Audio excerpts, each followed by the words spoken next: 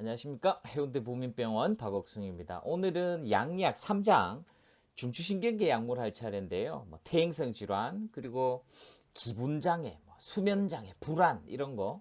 그 다음에 이제 소위 말하는 정신병이라고 하죠. 스키조프레니아 같은 거, 조현병 이런 것들 얘기하도록 하겠습니다. 자, 지난 시간에 했던 거 한번 간단히 보면요. 이게 중요하죠. 아세틸콜린이라는 거는 콜리너지 리셉터다. 지금 우리가 얘기하는 거는 페리페럴 너브 시스템입니다. 그죠? 센트럴 너브 시스템, 페리페럴 너브 시스템. 페리페럴에서 센스가 있고 모타가 있고 모타에서는 소마틱이 있고 오토노믹이 있고 오토노믹 안에 심파테틱, 파라심파테틱. 파라심파테틱 부교감 신경에 그게 있었죠. 리셉터가 있었죠. 교감 신경에 리셉터도 있었죠. 여러 가지가. 거기에서 이제 주로 얘기하는 아세틸콜린이라고 하는 신경 전달 물질. 수용체는 니코틴 수용체와 무스카린 수용체가 있다. 니코틴 수용체는 자율신경계 신경절 중간에는 모두 다 있다고 했고, 그래서 그 부교감 신경 쪽에 특히 무스카린에서 여기가 효과기라고 하면서 제가 강조를 많이 했었습니다. 그 다음에 노에피네프린, 에피네프린 같은 경우는 아드랄린 수용체. 이놈은 교감신경이랬죠. 그래서 교감신경 효과기에 아드레날린 수용체가 있고 노에피네프린, 에피네프린 여기에 작용하는 거다. 그래서 여기는 아드레날린이라는 말이 있고 세 가지, 크게는 두 가지죠. 알파, 베타, 알파 1, 베타 1, 알파 1, 알파 2, 베타 1, 베타 2, 베타 3 이렇게 해서 여러 가지가 있었죠. 그래서 정리해 놓은 겁니다. 모든 교감, 부교감은 신경절 이런 거에 아세틸콜린, 그 다음에 니코틴 수용체가 있고, 부교감은 딱 기억할 게 아세틸콜린, 무스카린 수용체. 교감 신경은 기억할 게 노에프네프린, 아드레날린 수용체, 알파, 베타 이런 얘기였죠. 그래서 콜린성 작용제는 직접, 간접, 비가역 이런 거 있었죠. 아세틸콜린 직접 준다든지, 베타네콜, 그 다음에 필로카르핀 이런 거 여러 가지 있었습니다. 간접 가역, 간접 비가역. 비가역은 독약이라고 했고 간접 가역에서는 아세틸콜린 에스트라제를 이니비션 시키면 그래서 중증 근무력증 치료나 대증요법이나 진단에 활용한다. 항무스카린 이래 놨으니까 부교감 신경을 블락킹 하는구나. 아트로핀 쓰면 그렇다는 거죠. 아트로핀 쓰고 나면 부교감 신경이 저하되니까 교감 신경 항진 효과가 나타난다. 이런 얘기죠. 그리고 아드레날린 좀 복잡하다고 했죠. 아드레날린은 교감신경하고 연관이 있는 겁니다. 그래서 알파 수용체, 베타 수용체가 있는데 알파1은 큰아버지다. 혈관 수축만으로 혈압을 올린다. 알파2는 작은아버지니까 별로 관심이 없다. 그만해라 이런다. 베타1 같은 거 큰오빠는 심장과 혈관을 동시에 수축시킨다. 그래서 혈압 올린다. 베타2 오빠는 천식 기관지 확장만 시키는 오빠죠. 그러고 베타3는 어린 동생. 방광, 배뇨근, 이완 이런 것들이죠. 그래서 거기에 해당하는 직접 작용제입니다. 에피네프린, 노에프린 이거 대사 과정도 있었죠.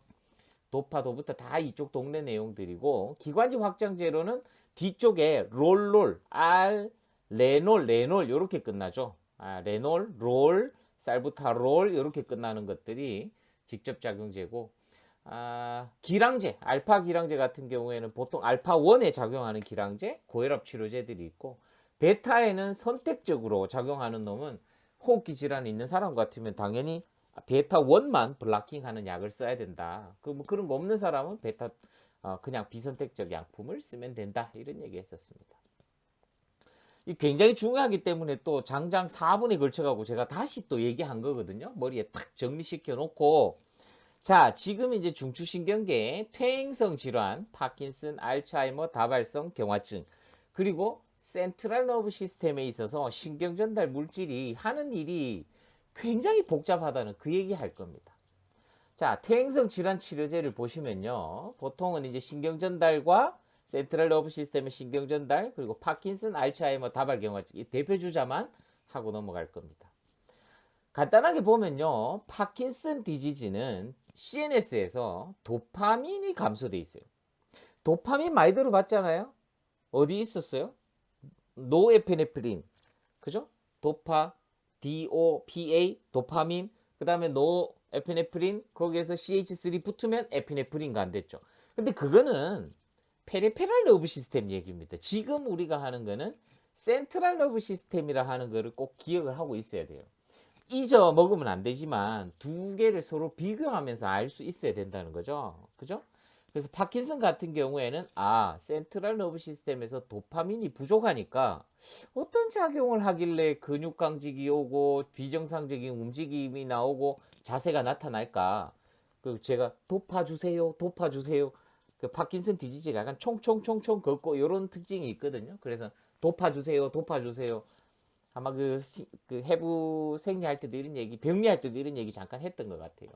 알츠하이머 같은 경우에는 이것도 퇴행성 질환인데요. 기억장애, 혼돈, 치매가 특징인데, 이놈은 요거 C를 라지 C로 해야 됩니다. 아세틸콜린이 감소했네요. 아세틸콜린도 페리페럴 너브 시스템에서는 콜린 작용, 그죠? 그 부교감 신경 항진하고 작용이 있는 건데, 혹은 우리 소마틱 너브 시스템에서 근육 움직일 때 아세틸콜린 나가고 이런 건데, 센트럴 너브 시스템에서는 어떻게 돼 갖고 아세틸콜린이 적으니까 아세틸 작다 알츠 뭐 이렇게 딱 머리에 넣어 놓으시면 됩니다. 그리고 다발성 경화증 같은 경우에는 센트럴 너브 시스템에서 뉴런이 이 신경세포가 탈수초화가 된다는 거죠. 디마이엘리네이션 되면서 신경이 근육도 쇠약되고 신경장애 오고 이런 것들인데 염증이죠. 만성염증. 그다음 자가면역도 관련 있는 그런 것들입니다.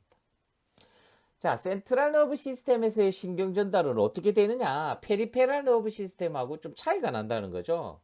여러 가지 차이점이 존재하는데 센트럴 너브는 흥분성이냐 억제성이냐 이게 좀 큰 차이가 납니다. 그리고 다르게 센트럴 너브 시스템은 PNS와 다르게 강조를 몇 번 하죠. 아세틸콜린, 노에피네프린, 페리페랄은 간단했죠. 부교감 신경 아세틸콜린, 무스카린 수용체 그냥 끝.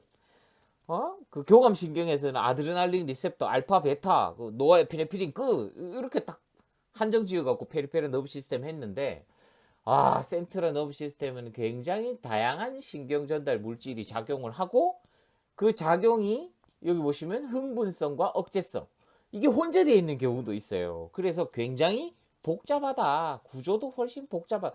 구조가 복잡하다는 말은 펑션도 복잡하다는 말이겠죠. 그리고 또한 지속적 활성을 가지는 억제성 신경이 있기 때문에 이런 것들로 반응 전달 속도를 조절하는 그런 경향이 있습니다. 그래서 센트럴 너브 시스템의 아세틸콜린과 노에피네프린의 내용을 완전히 싹 지우고 센트럴 너브 시스템의 새로운 뉴로 트랜스미터들에 대해서 알고 있어야 된다 이 얘기입니다. 요 뒤에 나오는 기분 장애하고 다 그렇게 연결되거든요. 물론 페리페럴 너브 시스템도 잘 알고 있어야죠. 그래서 두 개 이렇게 비교해 가면서 하면 제 말이 무슨 말인지 못 알아듣고 막 산으로 갈 수는 있는데 앞에 챕터를 다시 한번 보고 또 보시면 조금 이해가 된다 이 얘기입니다. 자, 흥분성 경로라고 하는데요. EPSP 우리가 이제 나 들어갈래 칼륨 나갈래 여기 있습니다. 읽어보시면 다 돼 있어요.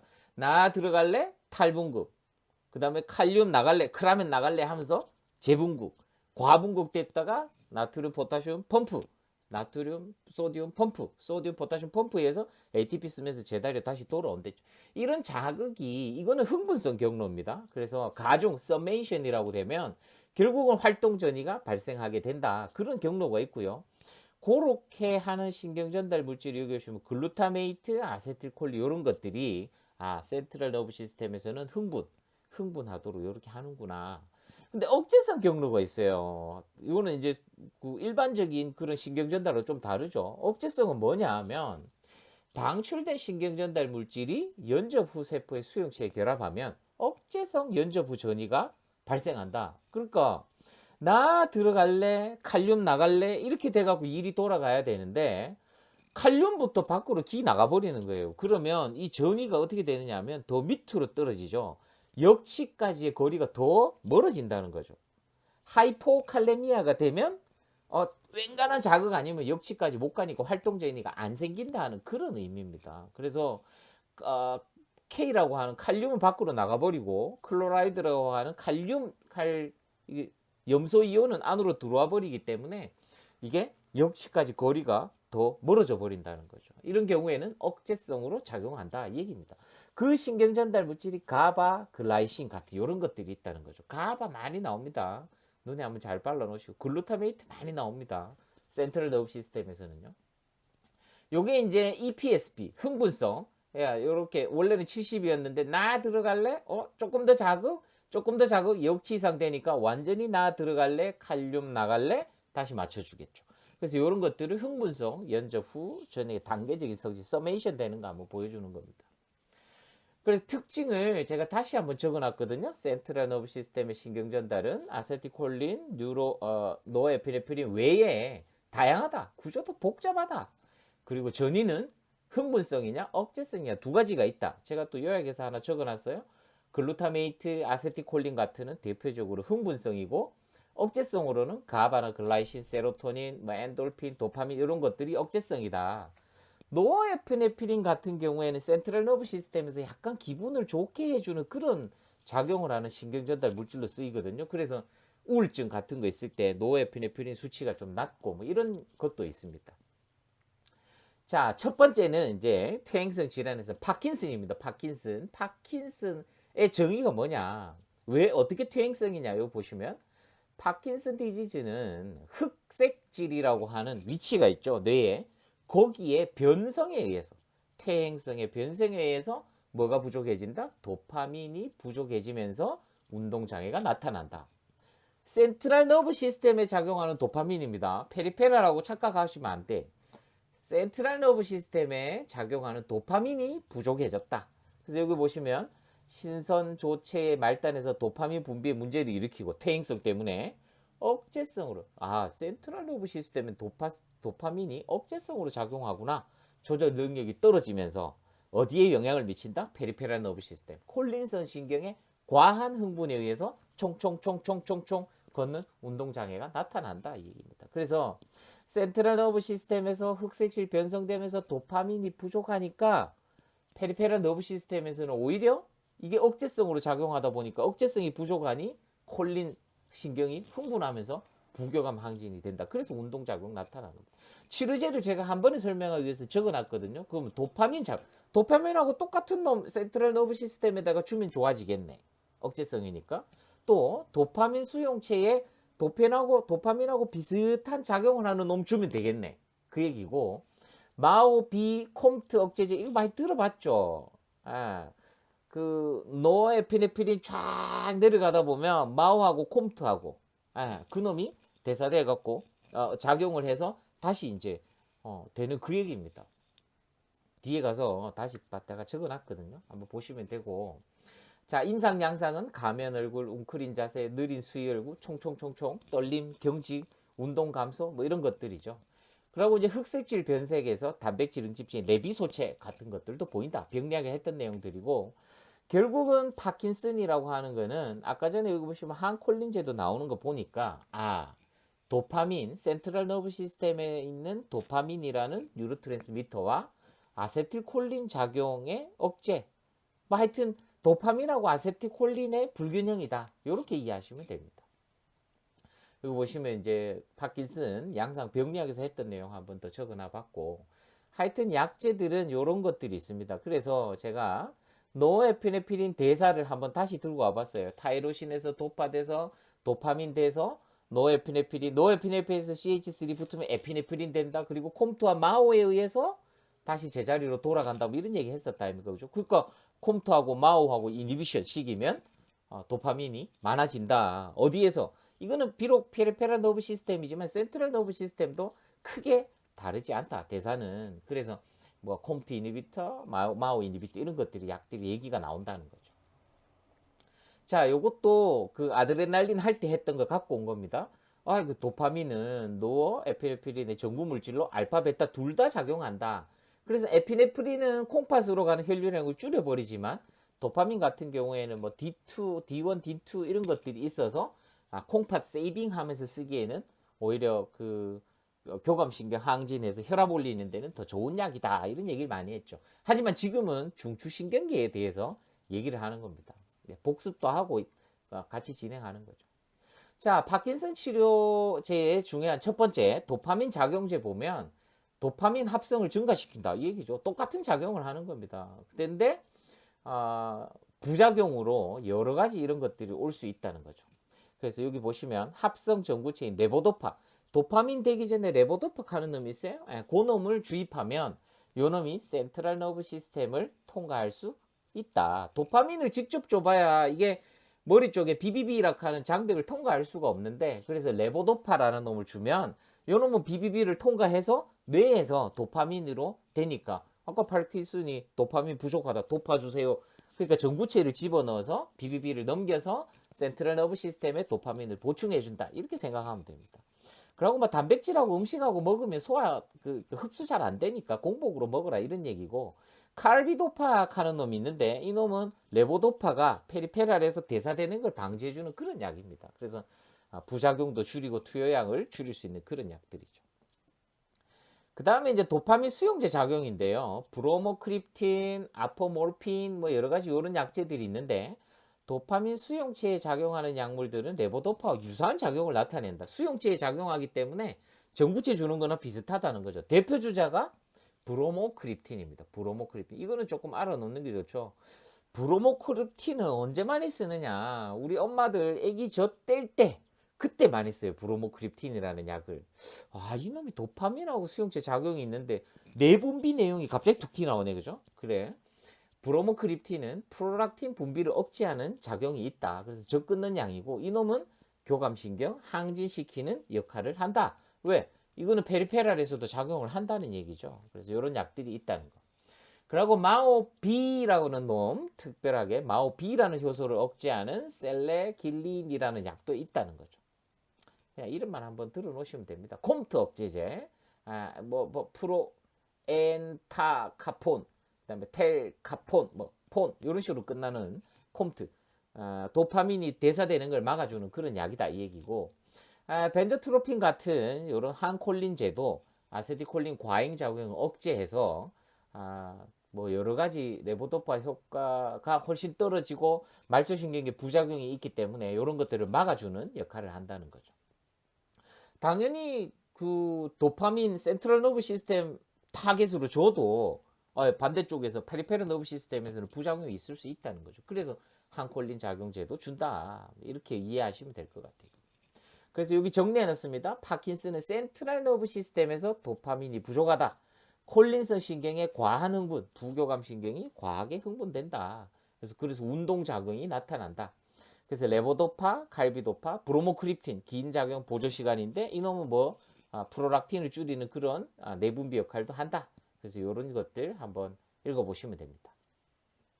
그 다음에 이제 알츠하이머인데요. 알츠하이머 같은 경우에는 치매죠, 치매. 우리가 일반적으로 그냥 치매고, 퇴행성 질환에 의해서 겉질이 위축됩니다. 특히 아세틸콜린 수치가 좀 낮아지고, 기억력 담당하는 해마나 이런 쪽에 알츠하이머 퇴행성 질환이 생기면 여기가 어디야, 뭐 이런 것들. 그 다음에 이제 베이잘 강글리아 혹은 그 베이직이죠. 가장 안쪽에 있는 부분에 알츠하이머가 있으면 본능이나 이런 것들 통제가 잘 안 되기 때문에 여러 가지 임상 증상들이 생기는 거죠. 그래서 기억력, 인지, 일상생활에 굉장히 문제를 일으키게 되고, 이거 보시면 센트럴 너브 시스템에서 아세틸콜린 수치가 낮다. 그럼 아세틸콜린 올리는 거는, 아세틸콜린 직접 주는 것보다는 에스터라제를 이니비션하는, 그러니까 아세틸콜린 센트럴 너브 시스템에서 특별히 여기 보시면 이게 아세틸콜린 대사인데 한번 보시고, 특별히 센트럴 너브 시스템에서 아세틸콜린 에스터라제의 선택성을 갖고 있는 약들이 있습니다. 그게 도네페질 같은 이런 약들인데, 우리 처음에 페리페랄 너브 시스템에 있어서 했던 그런 내용들, 제가 갖고 왔죠.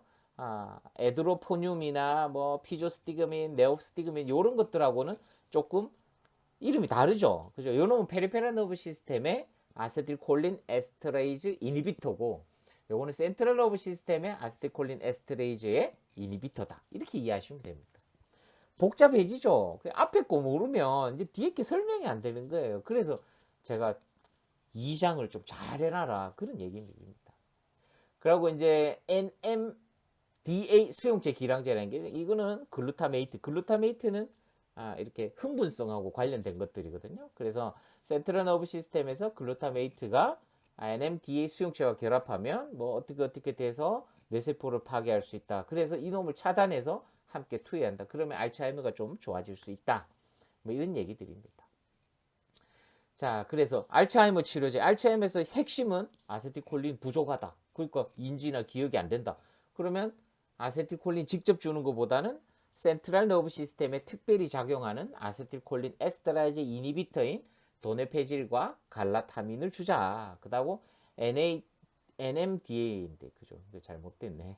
NMDA, NMDA 글루타메이트 차단제 같은 이런 약들도 있다라고 생각하시면 됩니다.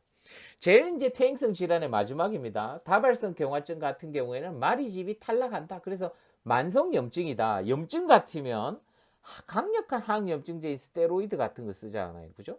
그리고 면역 억제제 같은 것도 쓰고 화학요법제 같은 것도 쓴다.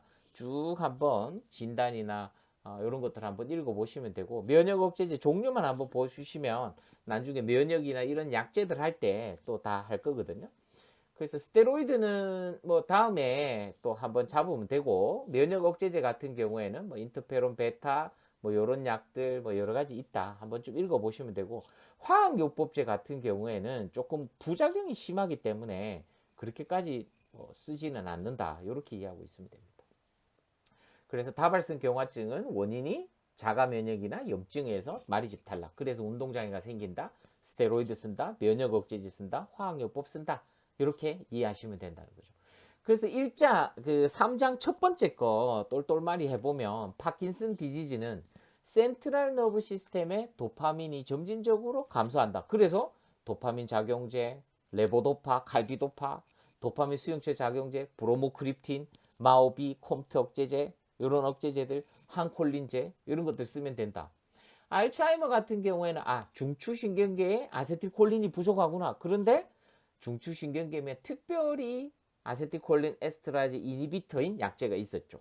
그런 약제 한번 보시면 되고 NMDA 수용체 기량제도 있었다. 다발성 경화증은 중추신경계의 탈수초 뭐 때문에? 이게 면역 만성염증 이런 것 때문에 수초화된 거다. 그리고 당연히 스테로이드 염증이니까 면역 억제제, 화학요법제. 근데 강한 부작용이 있다. 이렇게 해서 이제 중추신경계 정리하시면 되고 요 뒤부터 이제 기분장애하고 뭐 수면장애, 불안 뭐 이런 거 하도록 하겠습니다. 첫 번째 시간 여기까지 할게요.